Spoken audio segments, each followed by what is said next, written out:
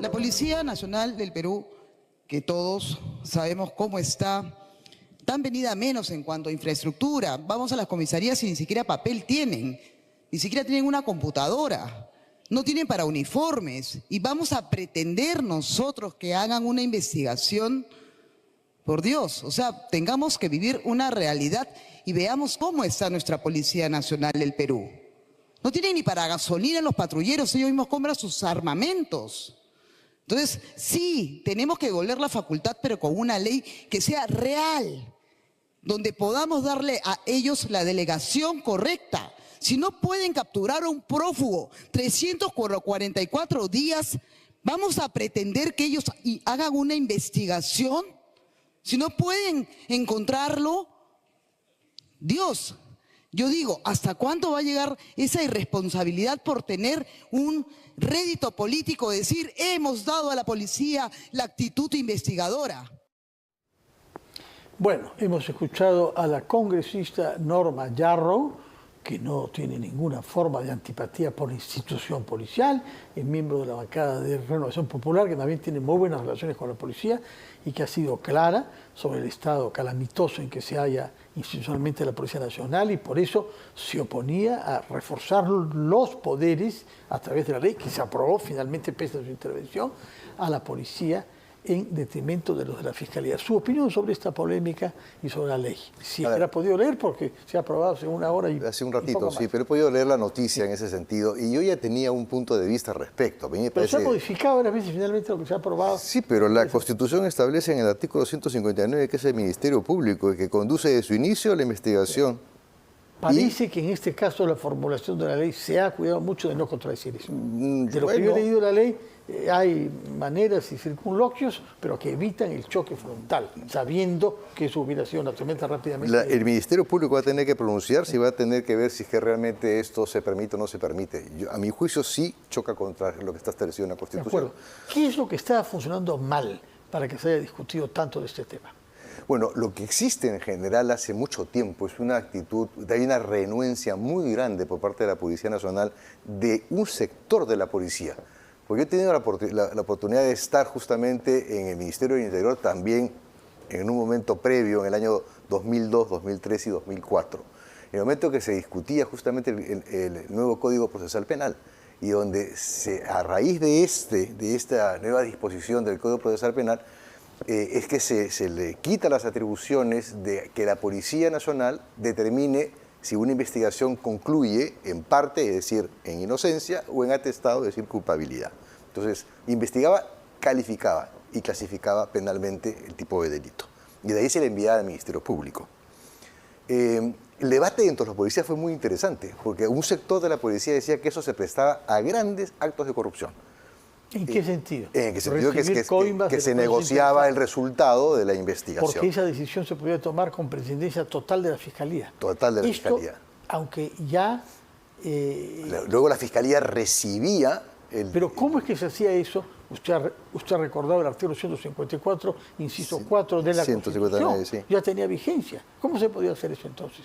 Si usted está cuestionando que esta ley... Porque existía justamente, se estaba entrando en un nuevo Código Procesal Penal para que la Fiscalía asumiera la complejidad y la totalidad de la investigación policial, o sea, de la investigación del delito, ¿no? Entonces, este es un proceso que tomó años, porque esto fue progresivamente aplicándose en todo el país. Ya ha tomado más de 15 años que se aplica en todo el país. Sí. ¿No? Entonces, bueno, pero estábamos en los orígenes de este debate y yo recuerdo mucho una conversación con el director de la policía de esa época, que era el director general de la policía, no era el comandante general, que decía, es que eso es así. La verdad es que es preferible, por dos razones. La primera, porque nos evita el estar hundidos en niveles de corrupción lamentables que existen. Lo dijo el propio director general de la época. Y lo segundo, me dice que es realmente indispensable que constitucionalmente tengamos independencia de poderes.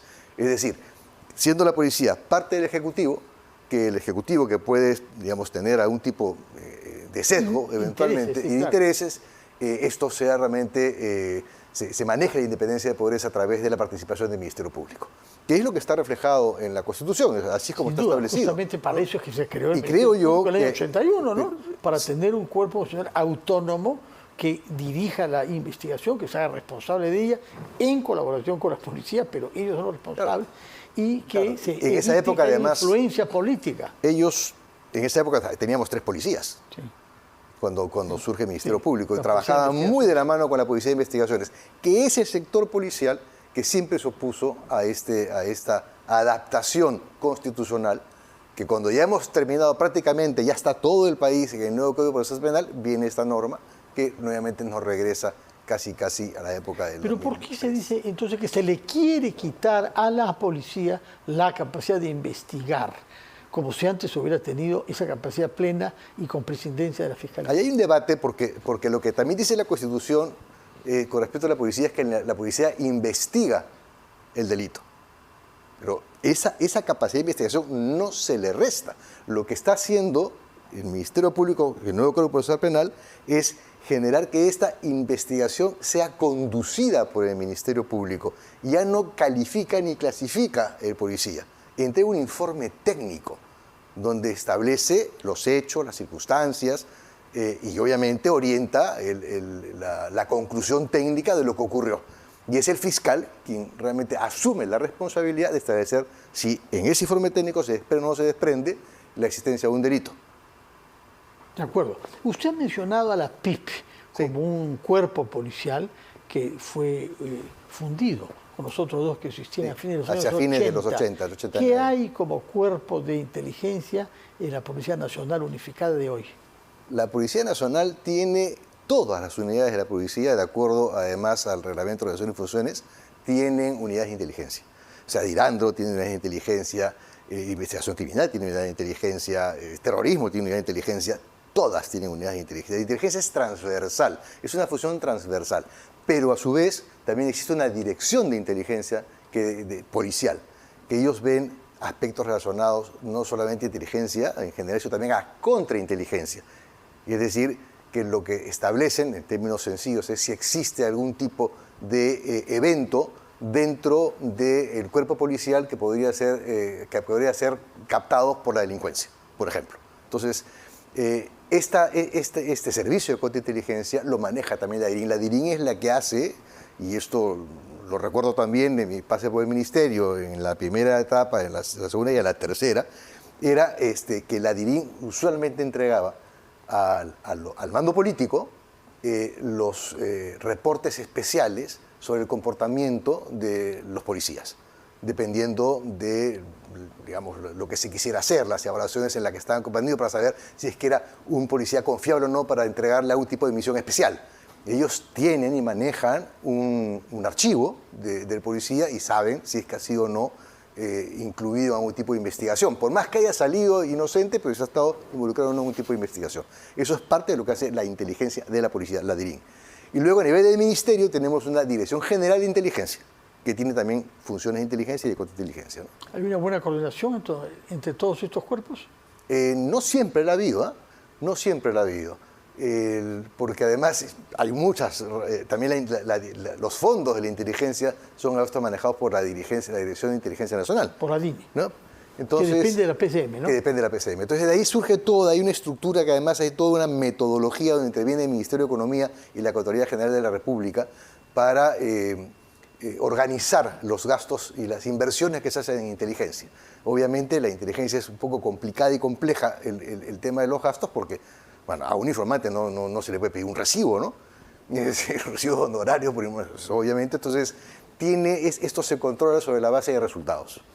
A propósito de resultados, ¿ha escuchado usted a la congresista Norma Yarro? Norma Yarro, y más allá de su posición jurídica, es abogada, señora Yarro, y hace referencia a un tema que es motivo de escándalo, efectivamente, que es el señor Cerrón, que no se logra dar con su paradero, se dice, ya sabemos dónde está en el Perú, y no se puede hacer una intercepción de sus comunicaciones digitales. ¿Qué sensación le deja a usted el hecho que el señor Cerrón pueda pasearse tan libremente en el espacio público digital del Perú? Bueno, a mí me genera muchísimas dudas con respecto a la cobertura del señor Cerrón. Y creo que hay 3 elementos claves que se han conocido a lo largo del tiempo, ¿no? Y el primero es esto que se ha revelado como una posibilidad de este audio, en donde en principio el señor Cerrón ha tenido la cobertura de uno de los coches asignados a la presidencia, el cofre, como era mencionado, para su traslado. Eso es algo que en realidad creo que es una investigación que amerita cierta urgencia. Pidió informaciones, ¿no?, sobre eso la Fiscalía. Exacto, hoy, ¿no? Sí, ¿no? Y eso me parece que es importante seguir esa línea de investigación. Creo que si se comprobara la autenticidad del audio, dejaría muy mal parado al ministro, y por cierto también a la presidenta, ¿no? Pero lo dejaría muy mal parado al ministro si se comprueba esa autenticidad. Ya sea por acas o por mangas. Es decir, si es cierto o no es cierto, eso sería el hecho, sería muy complejo, muy complicado. Sea que sea cierto que le está hablando algo que hizo el señor Boluarte, o sea que está inventando. Exacto, porque Siendo uno no ministro, puede tener un está fabulador, ¿no es cierto? fanfarroneando, sí. No puede tener un fabulador ahí, y mucho menos que fabule delante de terceros. Entonces, Oficiales de la policía. sí, o sea, eso ahí está una posición bastante complicada. El segundo elemento es, esto no necesariamente está en el mismo orden, es lo que pasó en Huancayo. Cuando se intervino en una vivienda en Huancayo, cuando se tenía la orden de intervenir, el día antes, el Poder Judicial, y ahí justamente ocurrió todo un dime que te diré entre el ministro del Interior y el presidente del Poder Judicial, no solamente con el ministro público, donde el presidente del Poder Judicial él recriminaba que el juez se había demorado mucho, y en realidad el juez se demoró casi nada, recibe la orden y la da de inmediato en la madrugada. Y sin embargo la policía interviene 14 horas después, cuando ya tenía la orden del juez. Entonces, cuando interviene la policía, en lugar de tener la vivienda totalmente resguardada, van a intervenir la vivienda 14 horas después y encuentran a uno de los que estaba siendo buscados. Entonces, ahí también se produce un tema que también hay que investigar con mayor detalle. Y lo tercero está en otros dichos, donde en principio se establece, no recuerdo exactamente quién lo menciona, que ha existido una filtración dentro del grupo de la Presidencia de la República que veían... Un audio habla sobre eso, sí, ¿no? Señor Ricardo Valdés, muchas gracias. Quedan pendientes algunos temas, como el pedido que hizo el fiscal Villena para convocar un Consejo Nacional de Seguridad, pero no tenemos tiempo, tenemos que hablar sobre salud pública. Será para la próxima oportunidad que nos venga a visitar. Muchas gracias y muy buenas noches.